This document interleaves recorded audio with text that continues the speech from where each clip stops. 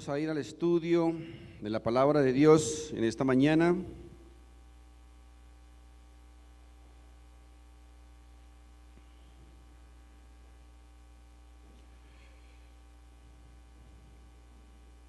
Yo le pido a Dios que al terminar esta enseñanza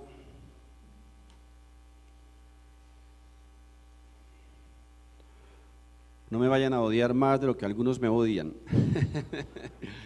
Que me guarde al salir y que me proteja, porque tal vez alguno o algunos se van a disgustar conmigo.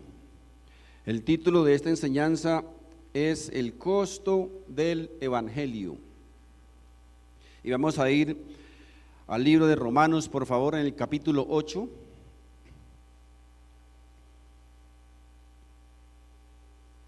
Quiero recordarles que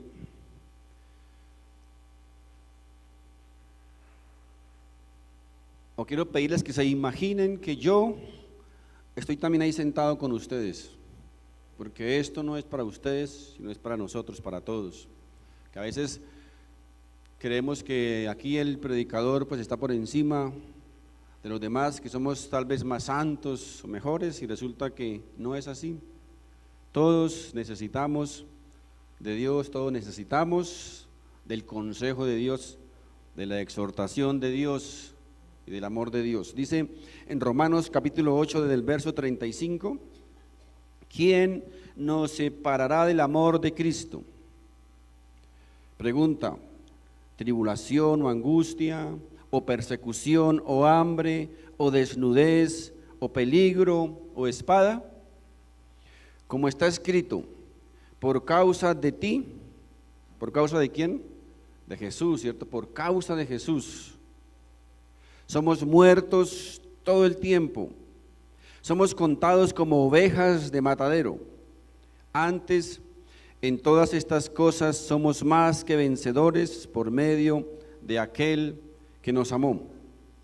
Por lo cual estoy seguro de que ni la muerte, ni la vida, ni ángeles, ni principados, ni potestades, ni lo presente, ni lo porvenir, ni lo alto, ni lo profundo, ni ninguna otra cosa creada nos podrá separar del amor de Dios que es en Cristo Jesús nuestro Señor. Amén. Mis hermanos, si existe algo para resaltar del apóstol Pablo y de todos los escritores de la palabra de Dios y en sí de la Biblia, es la sinceridad con que ellos dieron a conocer el Evangelio. Fueron muy sinceros, y está claro que una de las mayores diferencias, creo, entre los hombres de antaño, hombres de Dios, y los modernos hombres de Dios, entre comillas, de nuestros días, es la sinceridad con que expusieron, con que enseñaron y con que predicaron el Evangelio del Señor Jesucristo. Es la sinceridad con que explican a las personas el costo que conlleva el seguir a Cristo. La sinceridad con que enseñaron que el seguir a Cristo, que el ser cristiano, mis queridos hermanos, demanda un costo para cada uno de nosotros. Así que si encontramos algo que resaltar en la palabra de Dios, es que en la palabra de Dios no encontramos letra menuda. Todo, mis hermanos, está muy claro. La Biblia en su totalidad nos enseña los beneficios, las bendiciones de obedecer a Dios. Y amén por ello. Pero también encontramos en la palabra de Dios que muchas veces vamos a tener que sufrir. Vamos a tener que pagar un costo por seguir a Cristo. Por ejemplo, en la Biblia encontramos grandes promesas. Dice el apóstol Pablo, si Dios está con nosotros, ¿quién podrá contra nosotros? Dice la Biblia, aunque andemos en valle de sombra de muerte, no tengamos temor, porque Dios estará con nosotros. También nos dice la Biblia que no nos preocupemos, que no nos afanemos por el día de mañana, por el sustento, por el vestido, por la comida. Dice que si Dios cuida los pajarillos, que si Dios viste las flores, dice, ¿cuánto más no nos dará a cada uno de nosotros? También encontramos una gran promesa, dice que si Dios entregó a su Hijo por cada uno de nosotros, dice, ¿cuánto más no nos dará a nosotros? Pero por otro lado, mis queridos hermanos, habla también la palabra de Dios de un precio que tenemos que pagar, de un costo que tenemos que asumir si decidimos ser sus discípulos. El costo de la persecución, del odio, del engaño, a veces de la escasez, ataques, etcétera, etcétera. Porque es verdad, es cierto que aunque muchas verdades son presentadas en los altares diariamente, también es verdad que no se está predicando la totalidad del Evangelio. Se está enseñando solamente una parte de esa verdad, y no es correcto, no es sano ni sincero predicar una parte de la palabra de Dios, sino toda la verdad. Dios nos manda a predicar, a enseñar y a aprender toda la verdad de la palabra de Dios.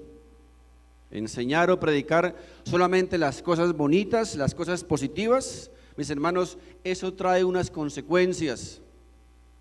Y es que encontramos un montón de personas que no están preparadas para afrontar, para enfrentar las crisis.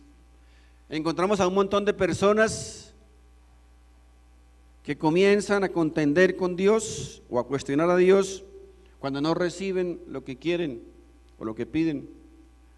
A un montón de personas que comienzan a cuestionar a Dios cuando viene la enfermedad, cuando viene la crisis, cuando vienen las adversidades, cuando vienen los problemas, porque no se nos ha enseñado que el seguir a Cristo, mis hermanos, no es solo un jardín de rosas. Encontramos un montón de gente que abandona los caminos de Dios porque sus expectativas no fueron satisfechas al 100%, porque se creen engañados, porque fueron traídos a la iglesia por falsas promesas, porque nadie les dijo, nadie les enseñó que ser cristiano, mis hermanos, oído, no es un salvoconducto para nunca sufrir. Eso no encontramos en la Biblia. Muchos ministros, inclusive de Dios, están abandonando los caminos del Señor porque solamente esperaban allí cosas bonitas y agradables. Solamente esperaban satisfacer sus expectativas, pero cuando eso no se da, abandonan sus caminos. Ahora, si nosotros conocemos o tratamos de conocer a una persona solamente por un concepto que alguien da, sin conocer a esa persona, podemos estar lanzando un juicio equivocado. Porque para poder conocer a una persona tenemos que conocer todas sus facetas, ¿verdad? O sea, las personas no son solamente virtudes o cosas buenas. Todos estamos formados por virtudes, por defectos y por cosas que a veces no agradan a otras personas. Entonces, cuando yo quiero conocer o lanzar un juicio sobre una persona sin conocer su totalidad, pues me puedo equivocar. Por eso es necesario conocer la versión completa de una persona, ¿verdad? Para poder lanzar un juicio sobre esa persona. De la misma manera, el Evangelio, mis hermanos, tiene su cara y tiene su moneda. Tiene sus cosas bonitas, pero también tiene sus dificultades. Hay cosas maravillosas, pero también hay cosas difíciles que tenemos que asumir y que tenemos que estar dispuestos a pagar ese precio, ese costo, por ser discípulo del Señor. La Biblia tiene grandes bendiciones que nos encanta oír y más aún recibir. Pero a veces pasamos por alto también el texto donde dice que Dios es fuego consumidor. Nos encanta oír que Dios es un Padre maravilloso, ¿cierto? Que nos ama, que está lleno de amor y de misericordia.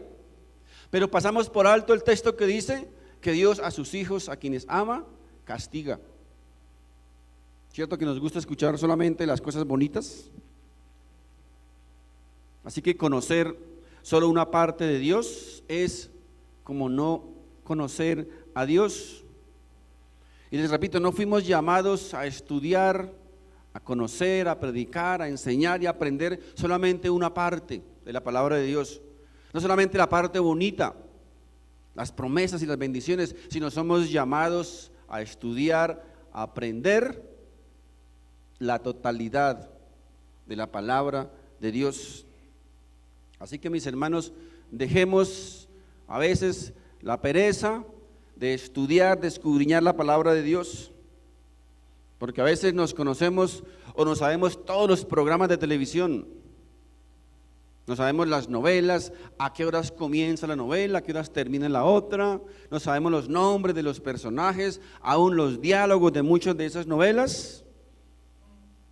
No sabemos los nombres de los protagonistas, de los famosos, sus fechas de nacimiento, etcétera, etcétera, etcétera. Pero ¿saben qué? No sabemos nada de Biblia. No sabemos nada de la palabra de Dios. Miren, a veces algunos detractores del evangelio, de los cristianos, nos dicen: pero es que los cristianos o los evangélicos no saben sino Biblia, no saben nada más. Permítanme decirles lo siguiente. Miren, el hombre solamente tiene 3 problemas en la vida. Todos solamente tenemos 3 problemas en la vida. No hay más problemas. Todos los demás problemas se derivan de estos 3 problemas. ¿Saben cuál es? La vida, el pecado y la muerte. No hay más problemas. Y el único lugar donde encontramos la respuesta para esos 3 problemas se llama la Biblia. En ningún otro libro la encontramos, en ningún otro lugar encontramos la respuesta para estos 3 problemas del ser humano. Así que, mis hermanos, yo pregunto, ¿de qué nos sirve ser eruditos en sociales, en historia, en cultura general, en química, en física? Saber tener, todo el conocimiento nunca nadie lo va a tener, pero tener muchísimo conocimiento, ¿de qué nos sirve si nos vamos a morir y nos vamos para el infierno?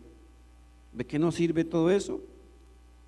Yo les confieso que yo personalmente no sé mucho de historia, no sé mucho de física, no sé mucho de química, no sé mucho de cultura general, pero ¿saben qué? Yo sé de Jesús, yo sé el camino al cielo, yo sé en quién he creído, porque yo puedo saber mucho, repito, e irme al infierno, pero yo sé de Dios. Si yo sé de lo que Jesús ha hecho por mí, si yo sé del camino al cielo, ¿saben qué? Jamás me voy a ir al infierno.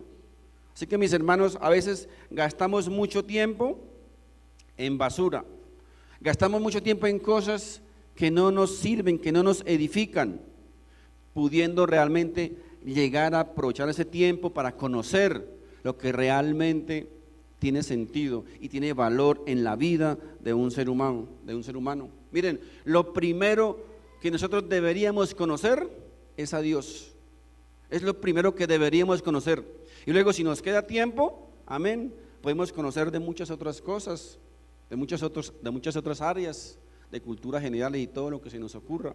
Pero lo primero que nosotros deberíamos conocer es de Dios, es de la palabra de Dios, del evangelio.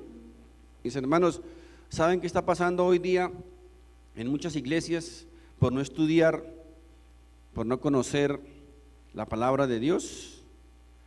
Que la gente está diciendo amén a un montón de tonterías que no tienen nada que ver con la Biblia, con la palabra de Dios. Ahora, muchas personas tal vez andan a veces confundidas porque dicen: bueno, pero todas las religiones y todos los predicadores hablan y predican de la sana doctrina, ¿cierto? Usted ve un programa de televisión, cualquier predicador, cualquier secta, cualquier religión está hablando de la sana doctrina. Es más, si el diablo mismo se levantara, predicaría de la sana doctrina. Pero la pregunta es entonces, ¿cómo sabemos cuál es la sana doctrina? ¿Cómo saber cuál es esa sana doctrina? Mis hermanos, solo existe una manera de poder conocer cuál es la sana doctrina, y es conocer tú mismo la palabra de Dios y analizar todo lo que te enseñen a la luz de la palabra de Dios. Es la única manera de poder saber cuál es la sana doctrina.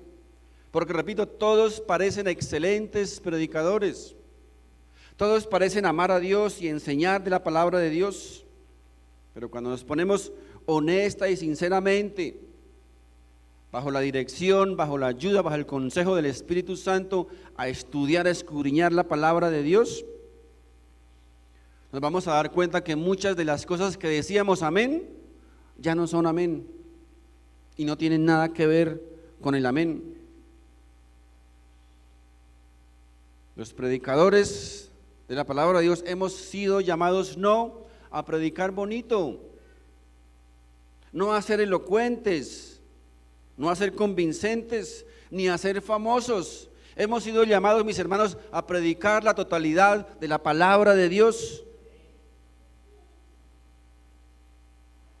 Y yo con mucha humildad les confieso que en esta congregación nos esforzamos al máximo por enseñar, por predicar la totalidad de la palabra de Dios, tanto las cosas bonitas como las cosas difíciles, porque debemos conocer la totalidad de la palabra de Dios.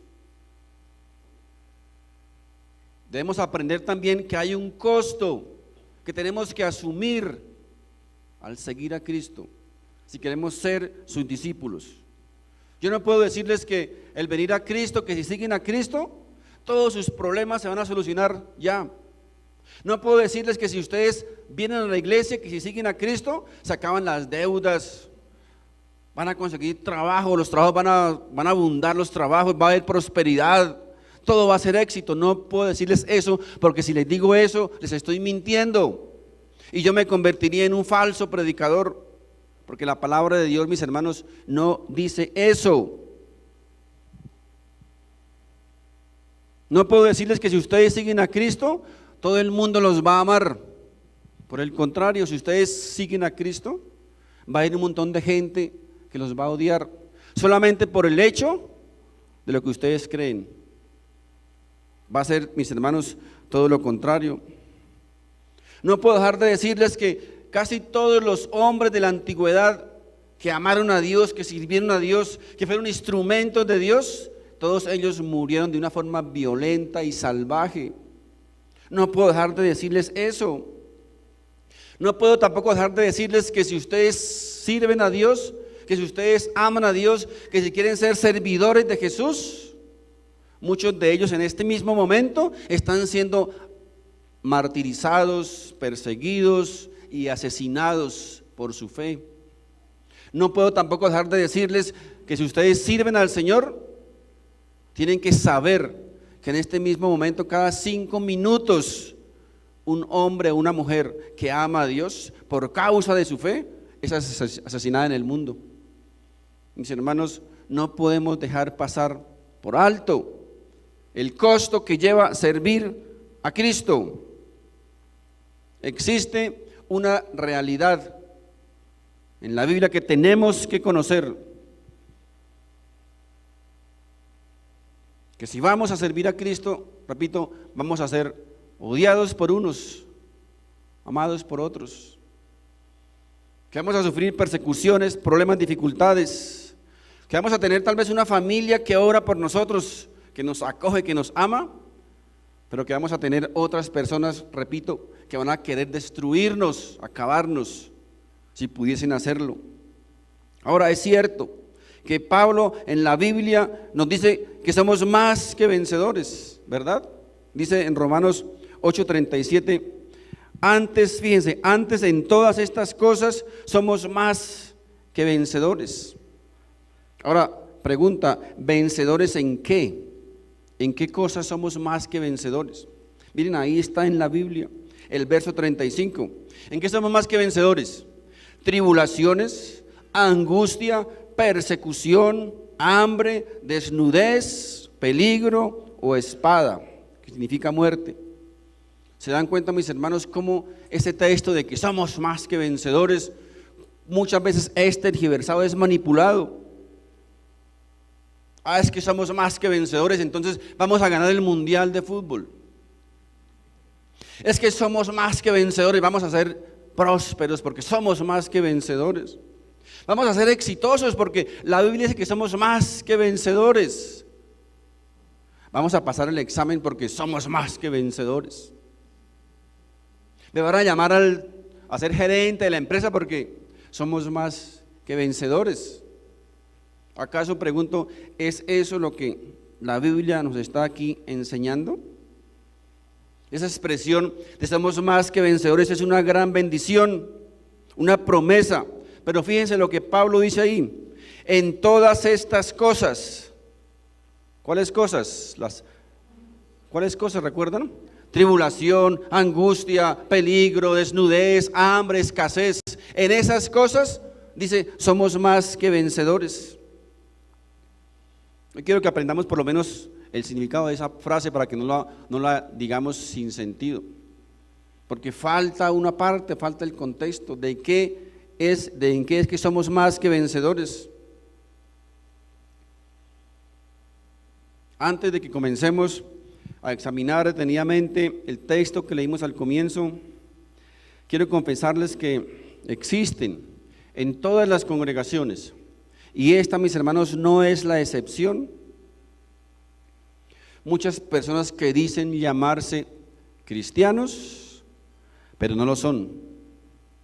Y no lo son porque no confiesen el nombre de Dios, no lo son porque no vengan a la iglesia, no lo son porque no diezmen, porque no canten, porque no lean la Biblia, no lo son, mis hermanos, porque su estilo de vida dice totalmente lo contrario.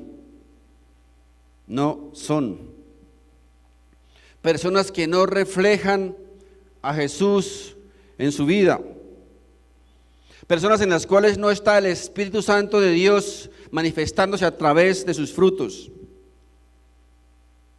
Personas que han pasado tal vez por muchas iglesias, pero jamás han llegado a Dios. Personas que se han encontrado tal vez con muchos pastores, pero jamás han tenido un encuentro personal con Jesús, el dador de la vida, el transformador de corazones. Personas que llevan mucho tiempo en las congregaciones, pero no han tenido un encuentro realmente que transforme sus vidas. Y obviamente su estilo de vida enseña y dice que no son realmente lo que dicen ser. Personas sin ningún temor de Dios. Personas que creen que temer a Dios es venir al altar o venir a la iglesia y derramar una ollada de lágrimas, cuando su vida, mis queridos hermanos, es peor que un diablo. Y eso lo encontramos en todas las congregaciones. Si ustedes buscan en el internet, las estadísticas de los verdaderos cristianos habla de un 20% máximo en las congregaciones que son verdaderos cristianos. Así que saquen cuentas. Mis hermanos, pienso que una de las razones por las cuales esto ocurre es porque nunca se les ha enseñado a las personas, a la gente que viene a la iglesia, el costo que conlleva seguir a Cristo. Muchos creen que seguir a Cristo es, les decía, un camino de rosas. Y mis hermanos, el ser discípulo de Jesús conlleva un costo que tenemos que asumir. Personas que vienen a las iglesias solamente movidos, traídos o llevados por los sentimientos y por las emociones. Una persona movida por los sentimientos o por las emociones pierde totalmente la razón. ¿No se han dado cuenta ustedes lo que es capaz de hacer una persona movida por sentimientos y por emociones con otra persona? hacen locuras. La pasión, mis hermanos, la pasión, las emociones, oído, a veces nos vuelven brutos, ¿verdad? Y eso, o venir a la iglesia, buscar a Dios por las emociones, por los sentimientos, es lo peor que podemos llegar a hacer. ¿Cuántas o cuántos de nosotros, movidos por sentimientos, por emociones, por pasión, decimos un montón de tonterías, de sandeces, que después tenemos que arrepentirnos por ellas? Pero el problema es que ya están dichas. Así nos arrepintamos, así recibamos el perdón, pero la bomba ya fue lanzada. Y después tenemos que arrepentirnos. Y esto, mis hermanos, también sucede en las iglesias. Gente que llega a un servicio tal vez medio llevada por la depre, y llega a un servicio y encuentra un lugar bonito, luces bonitas, un ambiente como medio romántico, un predicador que les está prometiendo cosas bonitas, éxito, prosperidad, riqueza, felicidad, y la persona toda emocionada, luego pasa al frente, repite una oración que el pastor le dice que repita, pero ¿saben qué? Cuando termina la emoción, cuando pasa la pasión, se acaba la oración, se acaba la fe y se acaba la devoción, porque fueron movidos solamente por una pasión, por emoción. Es peligroso, mis hermanos, dejarnos mover en un culto, en un servicio, solamente por las emociones y por la pasión. La misma Biblia nos advierte, la Biblia nos lo dice, que no podemos dejarnos llevar por los sentimientos, por las emociones que vienen de nuestro corazón, porque nuestro corazón, mis hermanos, nos puede engañar. El corazón nos engaña. Miren, Jeremías, en el capítulo 17, el verso 9, Jeremías 17:9 dice: engañoso es el corazón más que todas las cosas y perverso. ¿Quién lo conocerá? Es que yo tengo un buen corazón, tengo un buen corazón. No conocemos nuestro corazón, es engañoso. Cuando menos pensemos nos va a jugar una mala partida, porque es engañoso. Mis hermanos, el hombre o el mundo nos ha querido enseñar o decir que nos dejemos llevar, que nos dejemos guiar por el corazón. Pero Dios nos dice: déjate llevar por mi palabra, que es diferente, ¿verdad? Miren, la primera o una de las primeras cosas, mis hermanos, que el Señor Jesucristo hizo antes de predicarle el evangelio a las personas, una de las cosas que primero hizo, le repito, es advertirles el costo que significaba ser sus discípulos. Él les advirtió: ¿quieren ser mis discípulos?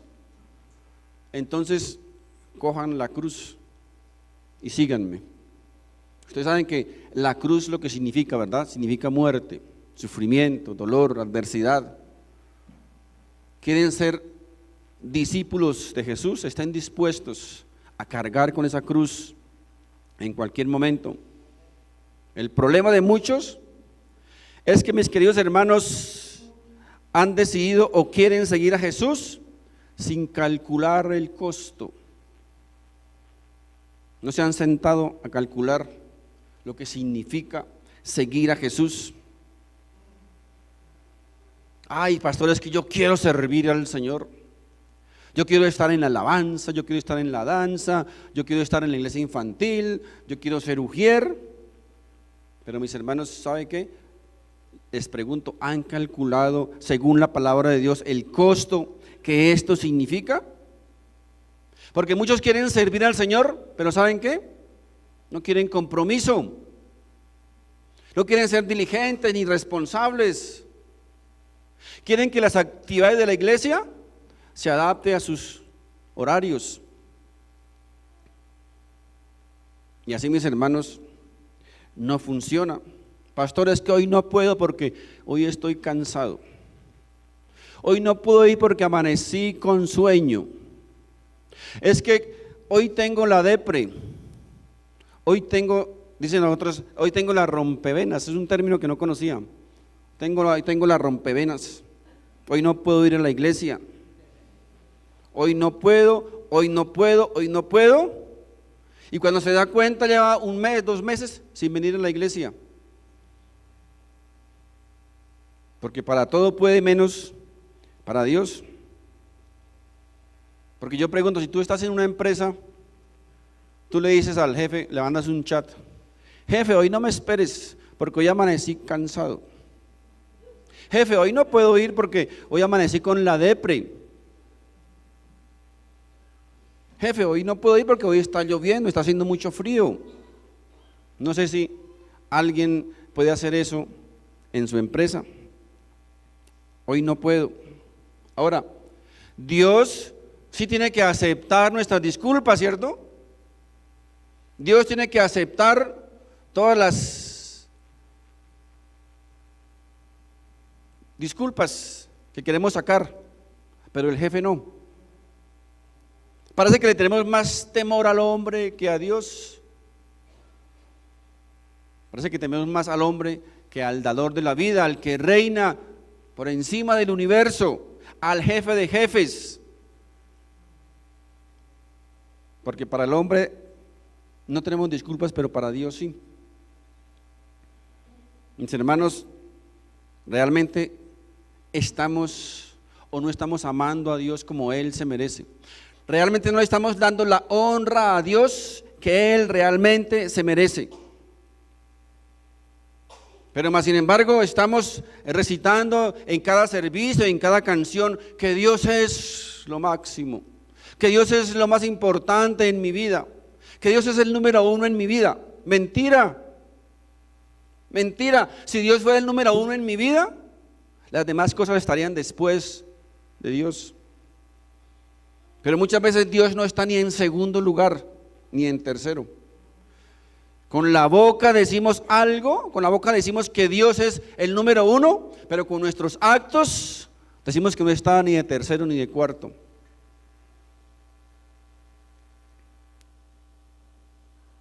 Mis hermanos, Dios quiere y desea que Él sea el número 1 en nuestra vida. El mismo Señor Jesucristo les dijo: si ustedes quieren seguirme, y hoy también les dice, si ustedes quieren seguirme, dice el Señor, no va a ser fácil, va a ser difícil tal vez, va a ser difícil, habrá momentos de dificultad, de sufrimiento, de adversidad, va a haber un costo que tenemos que asumir. Ahora no se pongan bravos conmigo, porque normalmente eso es lo que pasa cuando se predica algo que a alguien no le gusta, entonces el pastor es el culpable. Es que el pastor, ¿qué le pasa? ¿Qué está predicando? El pastor quiere pues que yo no me divierta ahora. El pastor quiere que esté todo el día en la iglesia, todos los días. No, yo no quiero eso, no estoy pidiendo eso. Para todo debe haber un equilibrio. Pero fíjense que fue el mismo Jesús quien lo puso de esta manera. Si vamos por ejemplo a Mateo capítulo 10, en Mateo capítulo 10, desde el verso 37, miren lo que el Señor nos dice, miren cómo nos lo coloca, si queremos ser sus discípulos. Dice: el que ama a padre o madre más que a mí, no es digno de mí. Es que mi papito y mi mamita es lo máximo, es el número 1. Ahí ya descalifica, porque no puede ser el número 1. El que ama a hijo o a hija más que a mí, no es digno de mí. Es que mi hijo es lo máximo, si mi hijo faltara, se acabaría mi vida. Ojo con esas palabras, porque el Señor de pronto les cumple.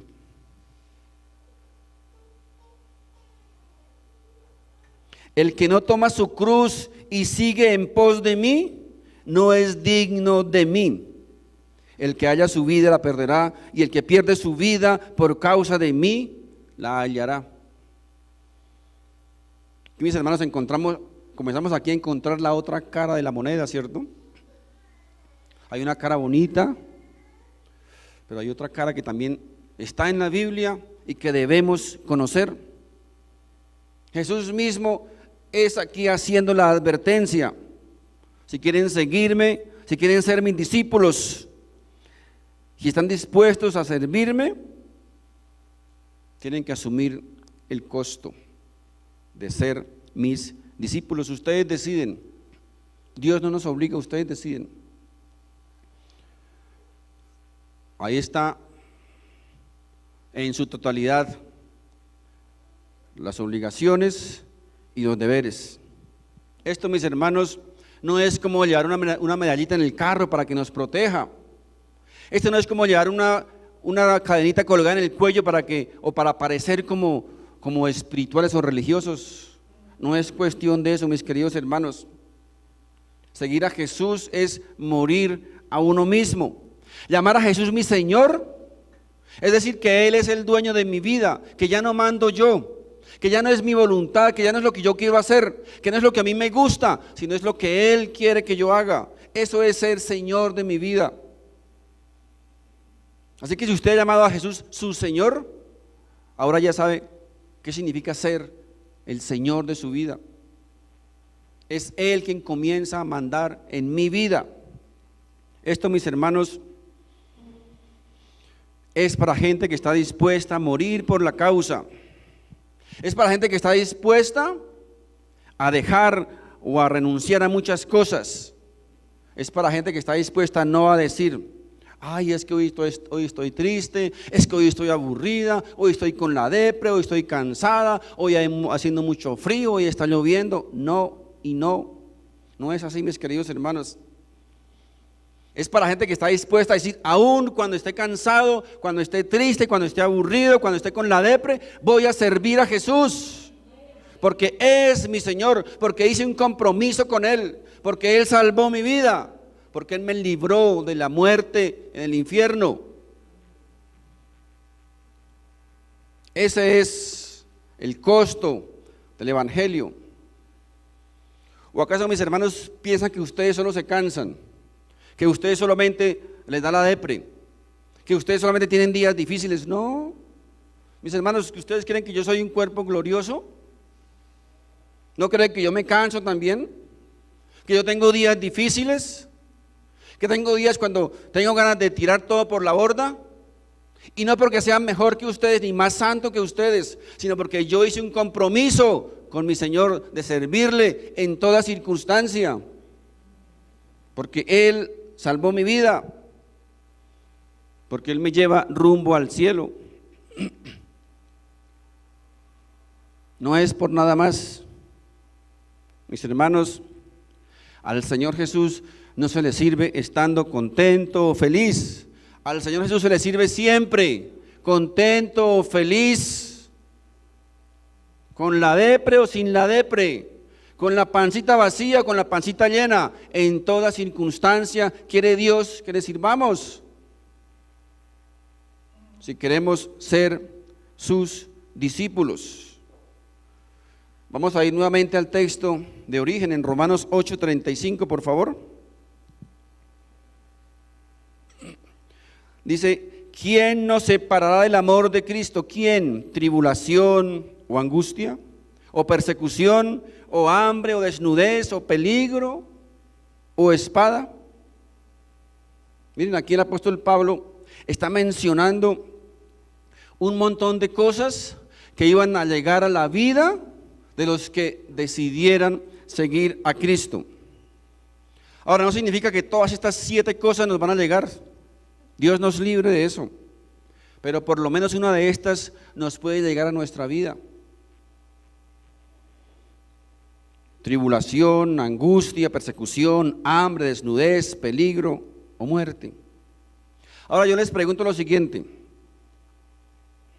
estas 7 cosas, o por lo menos una de estas 7 cosas, nos las pronosticaron cuando nos predicaron de Jesús, cuando nos llevaron a la iglesia, cuando nos dijeron seguir a Jesús es lo más hermoso. Pregunto, ¿nos advirtieron de estas 7 cosas que podían llegar a nuestra vida? Respóndase. Yo sé, mis hermanos, yo sé la respuesta. ¿Saben por qué? Porque a mí tampoco me lo dijeron. A mí tampoco me advirtieron de estas cosas. ¿Qué nos enseñaron? Cuando venga el hambre, ¿qué hay que decir? Espíritu de pobreza afuera, ¿cierto? Cuando viene la persecución, ¿qué dicen? Declare victoria, decrete la victoria. Cuando llegue la tristeza, ¿qué? Eche fuera espíritu de depresión. Cuando haya escasez, decrete prosperidad, decrete éxito, dinero, abundancia, riqueza. Decrételo, declárelo y créalo.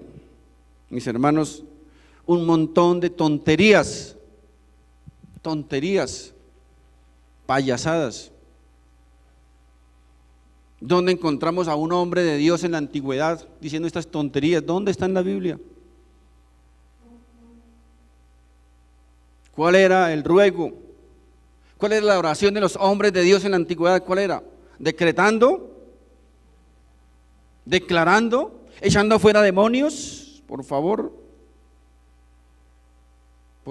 solo tonterías. Por eso llego a creer que muchas de las declaraciones de los detractores del Evangelio son ciertas en el sentido de que nos llaman sectas. ¿Saben por qué? Porque en eso se han convertido muchas iglesias en sectas, predicando y enseñando un montón de sandeces y tonterías. No, mis hermanos, cuando la angustia llega a nuestra vida, no se decreta fuera espíritu de depresión. Cuando la escasez llega a nuestra vida, no se decreta fuera espíritu de pobreza. Cuando el peligro o cuando la muerte llega a nuestra vida, no se decreta fuera espíritu de muerte. Cuando el peligro llega, ¿sabe qué se dice? Se continúa confiando en Jesús, se continúa creyendo en Dios y se dice, si hasta aquí me has traído, hasta aquí llegaré, porque para mí el vivir es Cristo y el morir es ganancia. ¿Eso no es lo que dice la palabra de Dios acaso? ¿De dónde salen las otras tonterías? Mis hermanos, Dios no está tan interesado en librarte de la muerte. Lo que a Dios le interesa es que aún en medio de la muerte le siga siendo fiel. Dios no está interesado tanto en librarte de la escasez. Lo que Él quiere es que aún en medio de la escasez le seas fiel. Dios no está interesado en librarte de la persecución. Lo que Él quiere es que aún en medio de la persecución le continúes siendo fiel. Eso es lo que a Dios realmente le interesa. Y que en medio de estas cosas podamos decir, ahí sí, somos más que vencedores. Que ni la muerte, ni la vida, ni ángeles, ni principados, ni potestades, ni lo presente, ni lo porvenir, ni lo alto, ni lo profundo, ni ninguna otra cosa creada nos podrá separar del amor de Dios que es en Cristo Jesús. Pregunto, ¿será que algún día nosotros como congregación Presencia Viva podemos llegar a pronunciar estas palabras? ¿Somos un día capaces de decir esto? En todas esas cosas que ya conocemos, podemos decir, somos más que vencedores. Es muy triste, mis queridos hermanos, muy triste y lamentable la condición de muchas iglesias que se autodenominan cristianas. Yo les confieso que muchas veces me siento avergonzado, siento pena y vergüenza, no de ser cristiano, no de servir a Dios, sino de la manera en que muchos falsos predicadores, en que muchos sinvergüenzas presentan el Evangelio del Señor Jesucristo. Siento vergüenza a veces y ganas de esconderme. ¿Se han dado cuenta cómo se burlan de nosotros en los medios, en las redes sociales? Somos el hazmerreír. Se mofan de nosotros, hacen chistes, comedias. ¿Por qué? Por causa de esos sinvergüenzas, vividores, codiciosos de ganancias deshonestas, que convierten un servicio, un culto, en una payasada, en un circo, en un espectáculo. Y por eso hoy día estamos siendo, repito, siendo el centro del hazmerreír del mundo.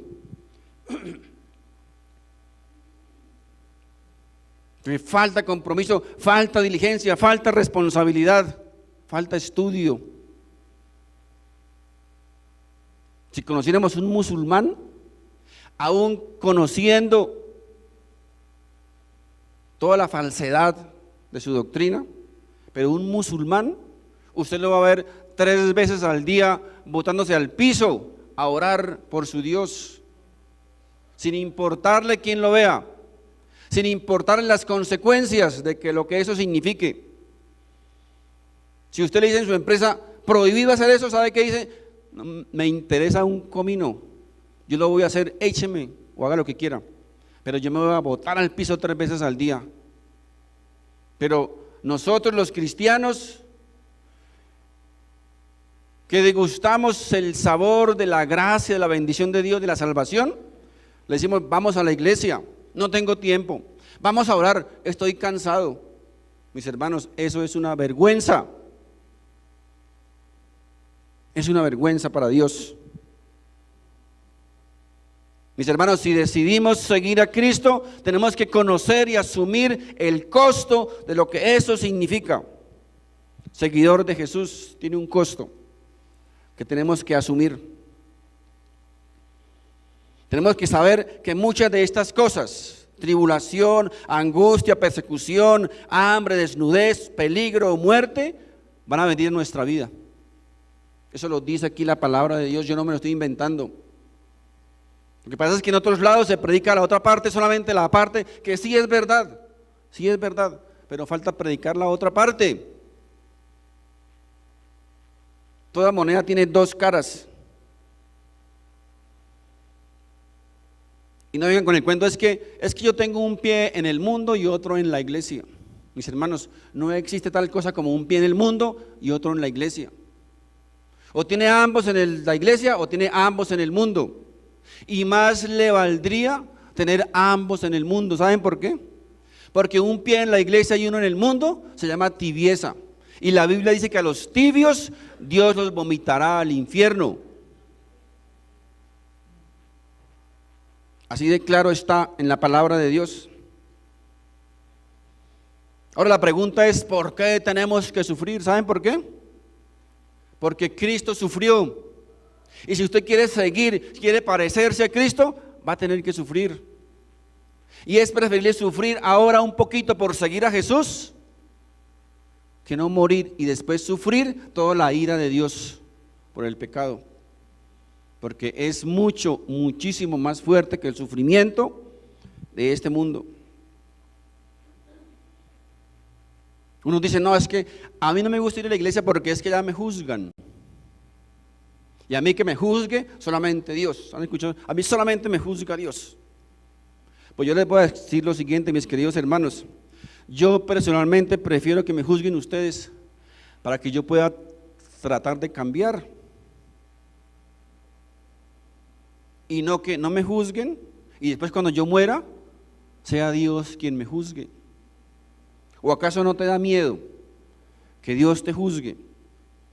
¿No sería preferible que nos juzgaran aquí y que nos hicieran cambiar tal vez nuestro estilo de vida y no esperar que lleguemos al fin de los tiempos para que sea Dios quien nos juzgue? ¿Saben por qué? Porque la Biblia dice que ese día Dios nos juzgará con justo juicio.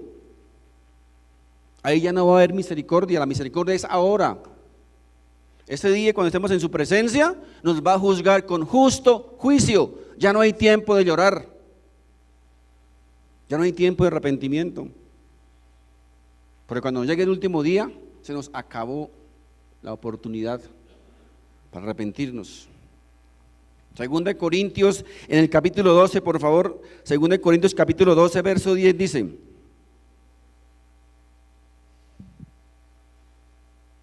es que la palabra de Dios, mis hermanos, es tan clara. Yo no es que sea superdotado ni erudito ni nada, es que es tan clara, está escrito ahí, no es sino leerla y entenderla.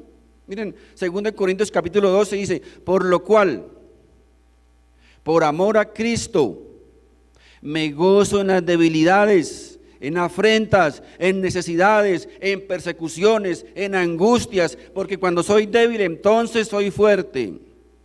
Ahora, ¿se han dado cuenta que muchos recitan solamente la parte final? Por cuanto soy débil, entonces soy fuerte. Suena bonito, ¿cierto? ¿Y el comienzo? ¿Y el comienzo dónde está?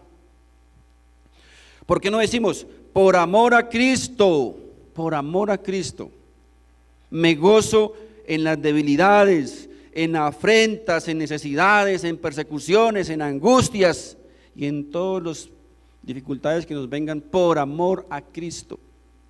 No le quitemos el otro pedacito, por favor. La Biblia se predica en su totalidad. El Evangelio está completo. Miren, Pablo aquí habla de sufrir por amor a Cristo. El apóstol Pablo, por favor. Hoy día ningún apostolito, ningún profetica le llegan en los tobillos a Pablo. El apóstol Pablo dice aquí, habla de sufrir todo el tiempo.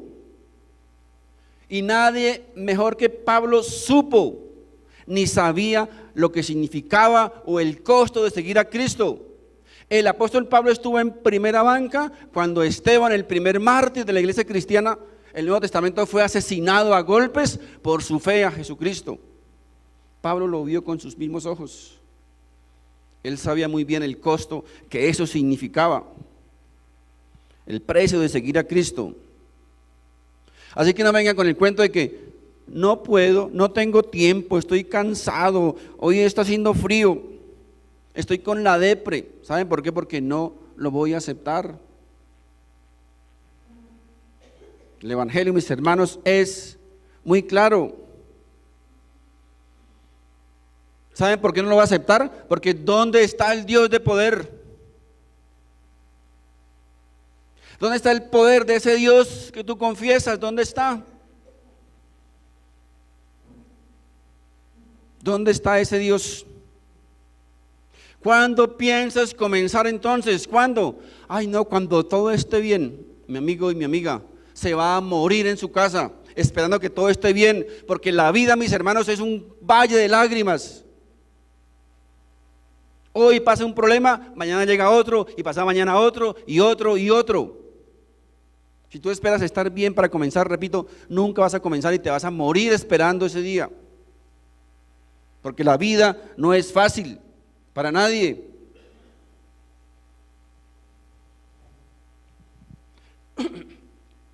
Ahí es donde podemos decir y aplicar la palabra. En todas estas cosas somos más que vencedores. Ahora, si somos capaces de llegar un día cansados del trabajo, regañados por el jefe, tristes, melancólicos, tarde, y la novia te llama y el novio, ay mi amor, nos vemos a las 10. ¿Qué hacemos? Nos bañamos, nos arreglamos, nos perfumamos y corremos, ¿cierto?, a encontrarnos con nuestro amor. Así que le corremos al novio, le corremos a la novia, le corremos a la mujer, le corremos al marido, pero a Dios no movemos ni un piececito ni un dedo. A Dios no. No tengo tiempo, no tengo tiempo. Pero pregúntele por los programas de televisión. Pregúnteles por el color de calzoncillos de los famosos. Hoy lunes es amarillo, hoy martes rojo, miércoles verde. Todos la fecha de sus cumpleaños, todos se lo saben. Pero para Dios no, la palabra de Dios nada, mis queridos hermanos. Mis hermanos, Dios no me puso aquí para tenderles un tapete y decirles, camina por ese tapete que te va a llegar al cielo. Mis hermanos, el camino al Calvario estuvo lleno de sudor, de lágrimas y de sangre. Y ese es el camino que muchas veces vamos a tener que recorrer si queremos ser seguidores de Jesús. Así es la vida del cristiano.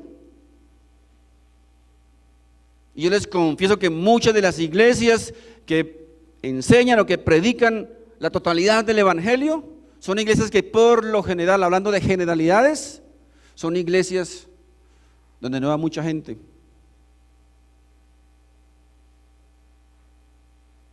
Miren, a mí también les confieso, ya me Teresa un comino, si son 100, 200, 300, 500, 1000 o 10 personas. Mi objetivo es predicar la totalidad del Evangelio. A eso me llamó Cristo y ese es el llamado que yo siento, de predicar la totalidad del Evangelio. Sin mentiras, sin manipulación, sin engaños. Hay cosas maravillosas, hay cosas hermosas, hay bendiciones, grandes promesas de Dios, pero también hay cosas difíciles que tenemos que aceptar y un costo que tenemos que asumir. Miren el verso 37 de Romanos 8 dice, más claro, repito, más claro no puede estar. Verso 36 es 36, como está escrito, por causa de ti. ¿De quién? De Jesús, por causa de Jesús. Mire, por causa de Jesús somos muertos todo el día, todo el tiempo. Somos contados como ovejas de matadero.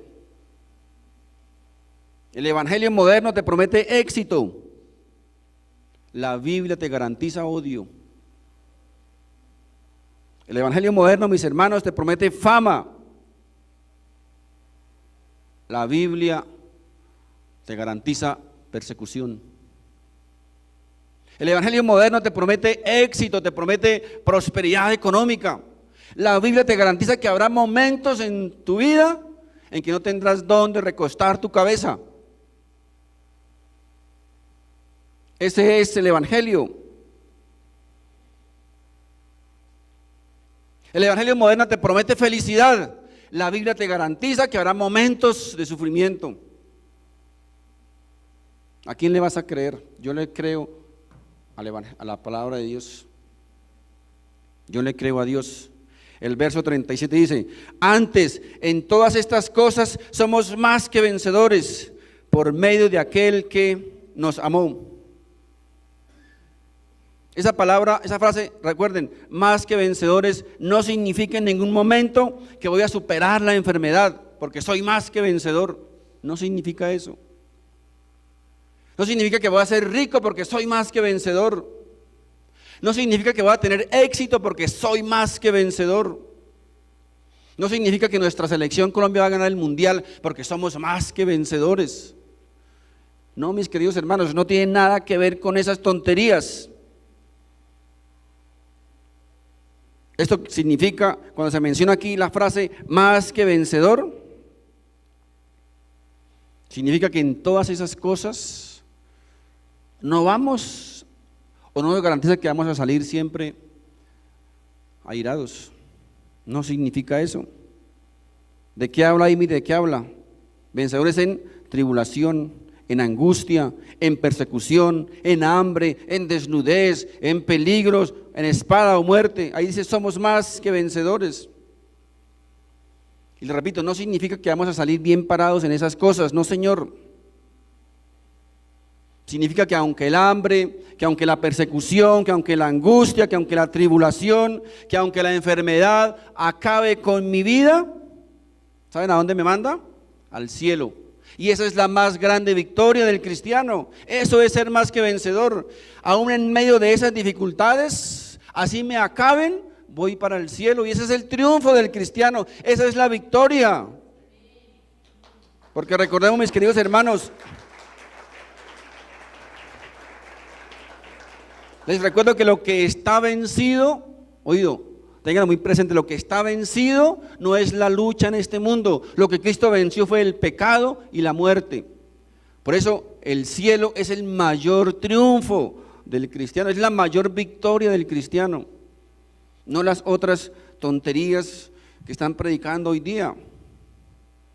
En el verso, en Romanos 8:38 dice, por lo cual estoy seguro que ni la muerte, ni la vida, ni ángeles, ni principados, ni potestades, ni lo presente, ni lo porvenir, ni lo alto, ni lo profundo, ni ninguna otra cosa creada nos podrá separar del amor de Dios, que es en Cristo Jesús, Señor nuestro. Mis hermanos, este texto nos está diciendo, nos está enseñando que en los momentos en que estamos pasando por dificultades, por problemas, por angustias, por persecución, por escasez, y que sentimos que Dios nos ha abandonado, es una mentira, porque Dios no nos ha abandonado. Dice que aquí que nada nos podrá separar del amor de Dios, nada. Los que nos separamos somos nosotros, pero no hay, dice, no hay absolutamente nada que haga que Dios nos abandone, que Dios se separe de nuestro lado. Ahora la Biblia dice que existe una sola cosa que nos separa de Dios, del amor de Dios. Está en Isaías capítulo 59, verso 2. Isaías 59, en el verso 2 dice: pero vuestras iniquidades o vuestros pecados han hecho división entre vosotros y vuestro Dios, y vuestros pecados han hecho ocultar de vosotros su rostro para no oír. Pero fíjense en lo siguiente, mis queridos hermanos, estén atentos a esto. La pregunta es, ¿por qué Pablo aquí, en el texto que leímos, no dice que el pecado nos separa del amor de Dios? Él dice, por el contrario, que nada nos separa del amor de Dios. ¿Saben por qué no dice eso? Porque hoy día aún el pecado ni siquiera nos puede separar del amor de Dios. ¿Saben por qué? Porque alguien pagó por ese pecado, alguien recibió el castigo por ese pecado, alguien sufrió lo que usted y yo deberíamos sufrir por ese pecado, y hoy nos ofrece su perdón. Amén. Mis hermanos, Dios les bendiga. Vamos a colocarnos de pie, por favor.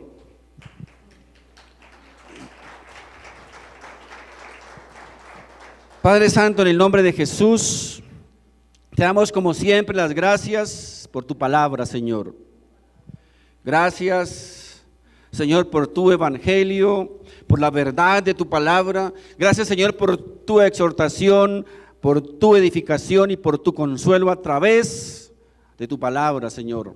En el nombre de Jesús, Señor, te damos las gracias. No tenemos las palabras correctas, Señor, para expresarlo, pero estamos agradecidos, infinitamente agradecidos, porque tú eres bueno, porque tus misericordias, Señor, son nuevas cada mañana. Gracias, amado Jesús, por tu palabra, por tu consejo, por tu exhortación, y gracias, Señor, porque cada día, Padre Santo, tú nos permites, Señor, conocer, tú nos permites, Padre Santo, discernir más tu palabra, porque cada día tú traes a nuestra vida, a nuestra mente, Señor, más lucidez.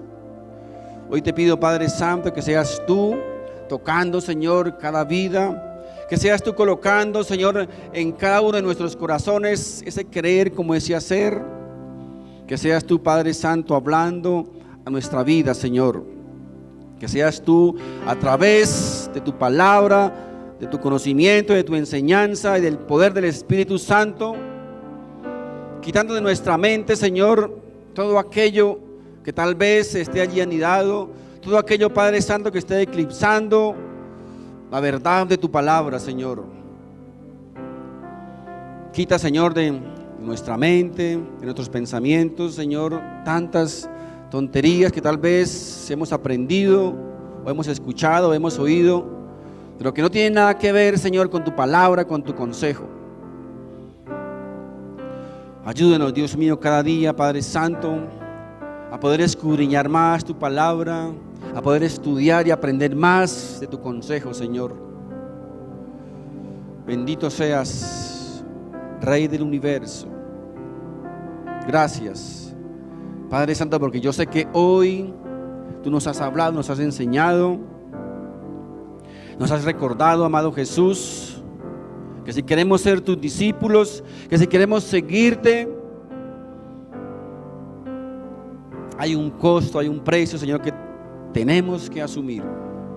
Pero también sabemos, Señor Jesús, que aún en medio de esas dificultades, de esas tribulaciones, de esas angustias, de esos peligros, podemos decir, Señor, somos más que vencedores, porque un día estaremos en tu presencia, Señor. Un día seremos trasladados de este valle de lágrimas, de sufrimiento, a un paraíso, a una ciudad hermosa. Y esa, Señor, es la victoria, Padre Santo, que hoy podemos cantar. Y es la victoria que tú esperas de nosotros como tus hijos, como tus siervos, como tus seguidores. Señor, te pedimos tu fuerza, te pedimos, Señor, tu ayuda. Te pedimos que tú seas recobrando, Señor, nuestras fuerzas, nuestros ánimos, nuestro aliento, Señor.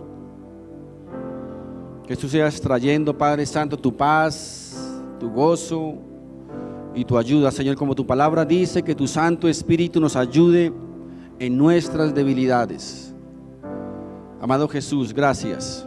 Gracias, Padre, por tu palabra, gracias por tus consejos y gracias, Padre Santo, por tus promesas maravillosas, las cuales nos recuerdan en todo momento que tú estarás con nosotros en toda circunstancia, en todo momento, en toda dificultad, en toda tribulación. Tú estarás a nuestro lado, infundiéndonos la fuerza y el aliento y el poder para seguir adelante en cada una de esas dificultades que llegan a nuestra vida, Señor, en este mundo. En el nombre de Jesús, Padre Santo, hemos orado. Amén.